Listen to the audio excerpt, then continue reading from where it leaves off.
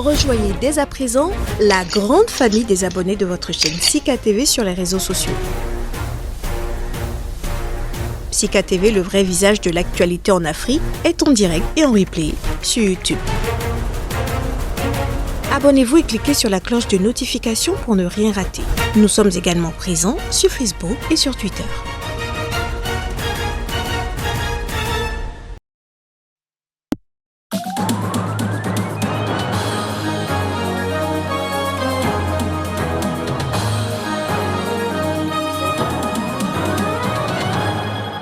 Etini Longondo, ex-ministre de la Santé en RDC, arrêté pour détournement de fonds. Il a été écouté et déposé ce vendredi à la prison centrale de Makala.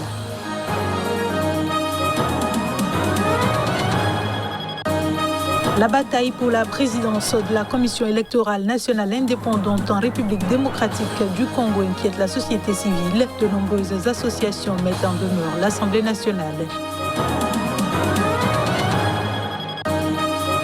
Et puis au Mali, Bandao et Moktawan, désormais libres, les autorités ont levé toutes les mesures restrictives imposées aux anciens présidents et premiers ministres de transition.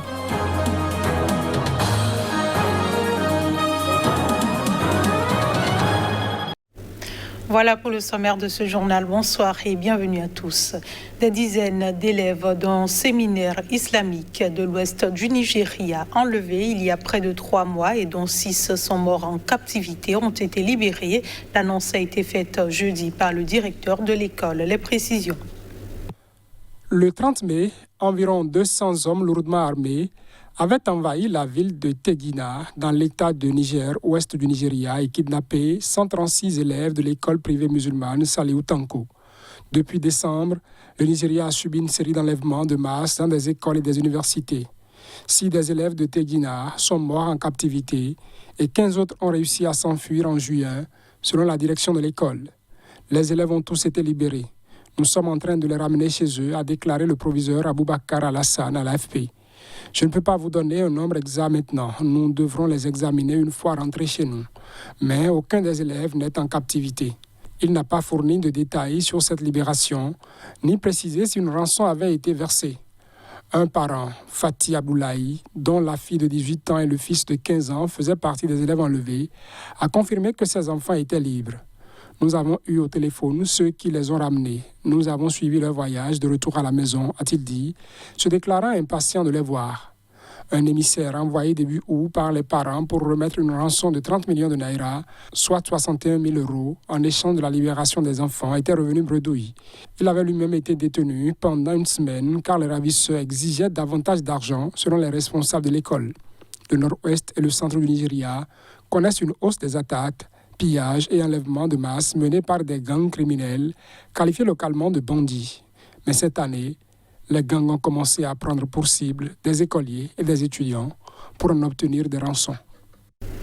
Je le disais en titre, les autorités maliennes ont levé toutes les mesures restrictives imposées aux anciens présidents et premiers ministres de transition, Bandao et Moktawan, évincés le 24 mai dernier par les militaires et depuis maintenus en résidence surveillée selon leur entourage. C'est ce qu'a annoncé la CEDEAO ce vendredi.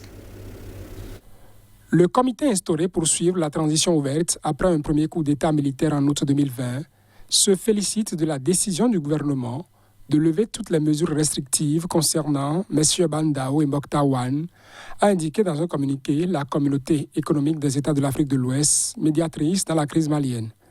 Les 2 hommes ont été arrêtés le 24 mai dans un second coup de force mené par le colonel Assimi Goïta et les militaires arrivés au pouvoir par un putsch le 18 août 2020. Bandao et Moktawan venaient de s'entendre sur un nouveau gouvernement écartant des figures de la junte. La mise à l'écart de Moktawan et de Bandao a été officiellement présentée comme une démission. Assimi Goïta s'est depuis fait investi président de transition et a nommé un nouveau premier ministre. Bandao et Moktawan étaient sous le coup d'une résidence surveillée qui ne disait pas son nom, selon ceux qui ont été en contact avec eux. Les autorités invoquaient la nécessité de leur protection. Les 2 hommes n'ont pu encore s'exprimer publiquement sur les événements de mai et leur situation. Ils avaient saisi la Cour de justice de la CEDEAO et cette dernière avait donné au gouvernement malien jusqu'à samedi pour justifier leur situation, avait rapporté leur avocat Mamadou Ismaïla Konaté. Bandao et Mokta Ouane devraient recouvrer leur liberté de mouvement alors que règne la plus grande incertitude sur l'avenir du pays, pris dans la tourmente des insurrections indépendantistes et djihadistes de 2012. Les militaires se sont engagés à céder la place à des civils après des élections prévues en février 2022. À 6 mois de l'échéance, le scepticisme va grandissant sur le respect de cet engagement et des voix s'élèvent pour une prolongation de la transition. L'ancien ministre de la Santé de la République démocratique du Congo, Etini Longondo, a été placé ce vendredi sous mandat d'arrêt provisoire. Il est accusé de détournement de fonds alloués à la lutte contre la pandémie de coronavirus, selon les sources pénitentiaires et gouvernementales. L'ancien ministre de la Santé publique, le docteur Etini Longondo, a été longuement interrogé par le procureur près la Cour de cassation et placé sous mandat d'arrêt provisoire ce vendredi. Il est arrivé à la prison centrale de Makala, a indiqué un responsable pénitentiaire sous anonymat. Le transfert à la prison a eu lieu en début de soirée, selon plusieurs sources contactées par l'agence France-Presse.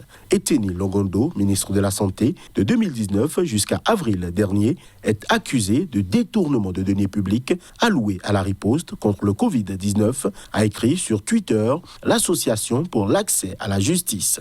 En août 2020, l'inspection générale des finances avait soupçonné l'ancien ministre d'avoir détourné plus de 7 millions de dollars destinés à la lutte contre la pandémie de Covid-19 en RDC, dont la gestion est caractérisée par l'absence des pièces justificatives probantes des dépenses effectuées. Longondo a toujours nié avoir détourné cet argent, arguant que ces pièces étaient en plein processus de vérification par ses services au moment du contrôle. En novembre, il a restitué au Trésor public 721 900 $, représentant la prime trop perçue et la différence sur la décontamination du Palais du Peuple, siège du Parlement, ainsi qu'un double paiement effectué par la Banque centrale du Congo. Le président congolais Félix Tshisekedi a fait de la lutte contre la corruption l'une des priorités de son mandat. Longondo est le premier cadre du parti présidentiel, l'Union pour la démocratie et le progrès social UDPS, arrêté pour détournement de deniers publics. Autre actualité en RDC, la bataille pour la présidence de la Commission électorale nationale indépendante inquiète la société civile. De nombreuses associations mettent en demeure l'Assemblée nationale. Plus de précisions dans cet élément. Dans une déclaration publiée vendredi, 116 organisations se présentant comme des forces sociales exigent la convocation d'une plénière à l'Assemblée nationale dans les 72 heures à compter de lundi. La plénière devrait examiner les conclusions de la commission parlementaire et entériner la nomination des 15 membres de la CENI. Les forces sociales estiment que le processus pour la mise en place du bureau de la CENI a trop traîné et que ce retard risque de perturber le calendrier électoral. Pourtant, explique le communiqué publié par ces forces sociales, les différentes composantes impliquées dans ce processus ont déjà déposé les listes de leurs membres respectifs et une commission paritaire a été instituée au sein de l'Assemblée nationale pour examiner ces candidatures. Le test n'évoque pas, cependant, la position des catholiques et de l'Église du Christ au Congo qui demandent l'arbitrage du chef de l'État dans la désignation du président de la CENI, ni le fait que l'opposition FCC et la MONCA attendent de leur côté le déblocage de cette question pour éventuellement soumettre leur liste de candidats. Pour les organisations qui se présentent comme les forces sociales de RDC, les actions qu'elles envisagent sont destinées à barrer la route au complot de dialogue et de glissement, sous-entendu qui viserait reporter les élections prévues en 2023. Le communiqué évoque des structures, sans les citer, instrumentalisées par les forces du mal. Et puis le Burkina Faso, en proie à des violences djihadistes depuis 2015, entend renforcer son système de défense pour mieux y faire face, a annoncé le ministre délégué à la Défense nationale. Les attaques dans le pays, parfois mêlées à des violences intercommunautaires, ont fait plus de 1400 morts et contraint 1,3 million de personnes à fuir leur foyer. Les précisions. Le gouvernement du Burkina Faso va revoir l'organisation structurelle et opérationnelle des forces de défense et de sécurité nationale, a déclaré le général Aimé Barthélémy Semporé, ministre délégué de la Défense nationale, lors d'une conférence de presse à Ouagadougou. Le chef de l'État, Roch-Marc Christian Kaboré, également ministre de la Défense, a promis de prochaines grandes réformes en vue de réaménager et réadapter l'outil sécuritaire face à la menace terroriste. Il s'agira dans l'immédiat de travailler à protéger les populations et leurs biens, a précisé le ministre. Nous sommes dans une démarche de construction d'une gouvernance de sécurité nationale qui soit la plus transparente possible, mais également qui devrait nous permettre de faire face d'une manière beaucoup plus coordonnée, beaucoup plus cohérente et efficace, donc les défis sécuritaires de plus en plus accrus. Nous avons besoin de mobiliser notre nation. Nous avons besoin que toute la nation se ressoude autour de l'essentiel. Aucune nation dans ce monde n'a pu vaincre les défis d'une telle acuité sans une unité nationale. Il s'agira pour nous de vaincre le péril terroriste et ses fléaux connexes par une réponse nationale holistique, rigoureuse, qui mobilise l'ensemble de la nation, qui développe une coopération avec les États voisins et la communauté internationale, tout en consolidant une cohésion sociale, en assurant la paix et le développement. Selon Semporé, ces grands chantiers vont se mettre en place rapidement, précisant que la stratégie qui se profile donne la place à ceux qui veulent déposer les armes.